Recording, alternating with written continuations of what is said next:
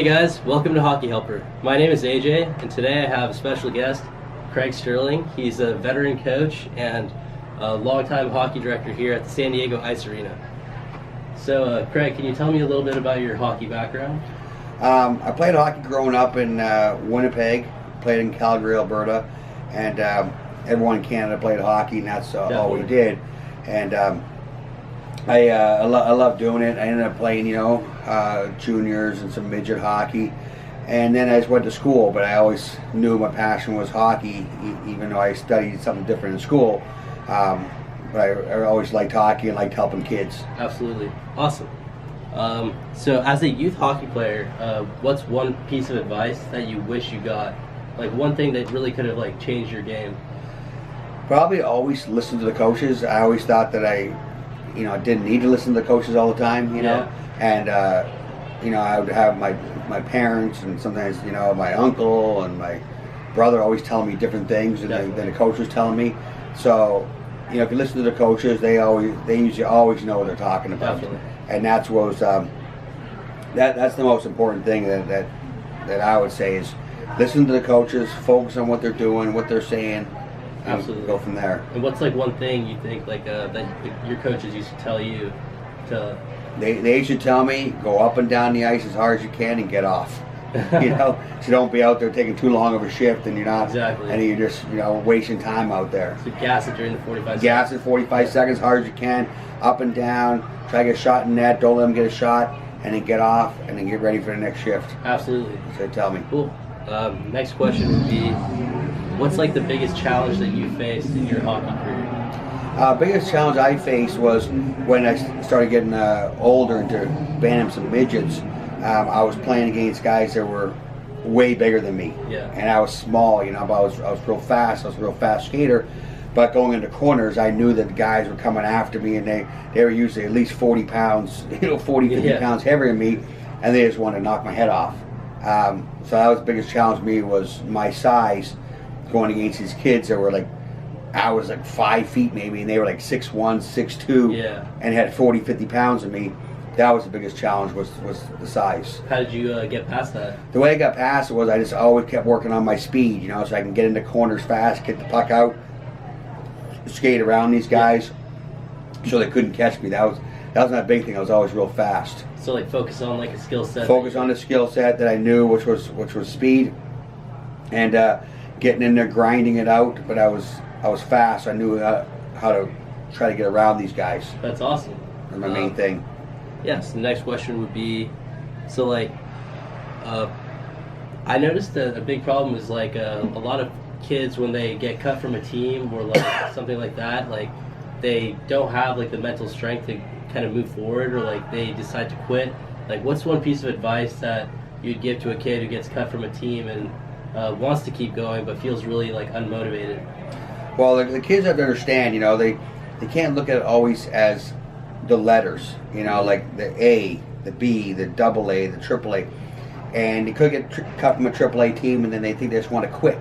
Yeah. And they think the double A team is not good enough, or cut for the double A team, the A team's not good enough.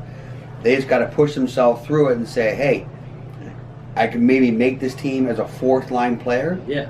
Or I could be a first line player on the lower team. And they have to understand that. That's why coaches are usually saying, hey, you're not ready for this team yet, but you're gonna get a better opportunity, more ice time on a lower level team. So there's more time to develop. There's more time to develop and get better. Exactly. It's better to be a first or second line on a lower level team than a fourth line and ride the bench on a higher level team. Absolutely. I totally agree with that. And that's what we try to tell these kids, explain to them, you don't have to, be on the top team and don't play, because then when you go into game situations, then the kids are just complaining and they're moping and they're crying on the bench. Their parents are complaining because they're not getting enough ice time. Exactly. That's why we try to put them in the right position, the right level of team. Exactly.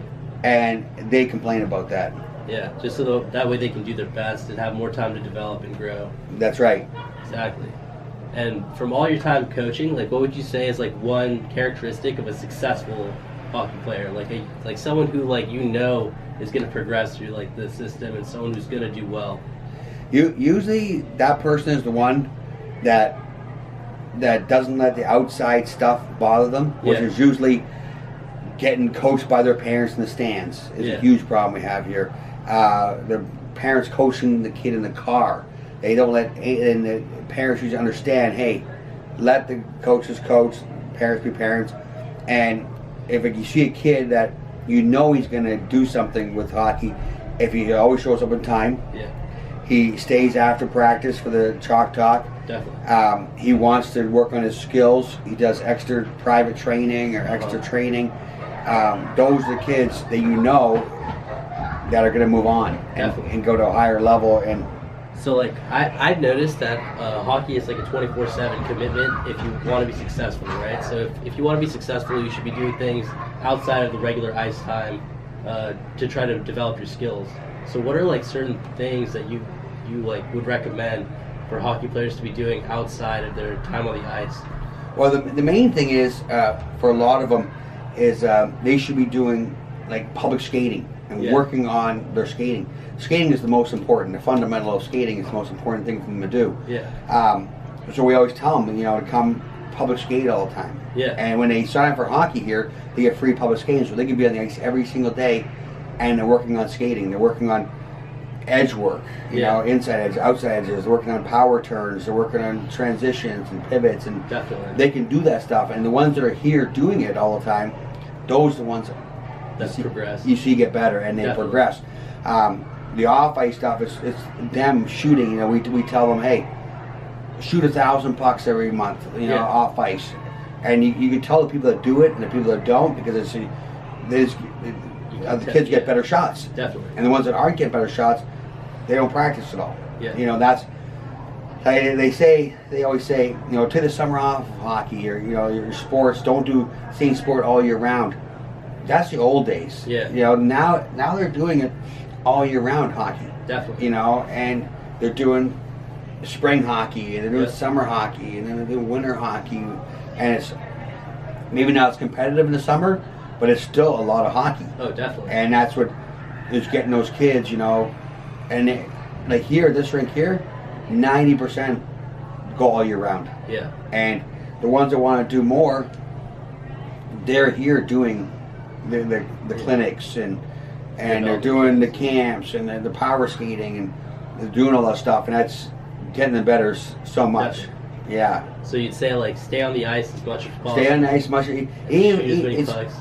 it's like riding your bike. Yeah. When you first get out of your bike and and you become a little kid and you're 4 years old, you get training wheels off, and all of a sudden you want to go down the hill fast. Yeah. You got to be able to control the bike. Definitely. And then you want to go around the turn fast. You got to be able to control the bike. The same thing in hockey. You got to work on your speed on the public skating, work on your edges, because you're on. Usually you might be on the ice practicing 3 days a week, Definitely. 3 hours. Yeah.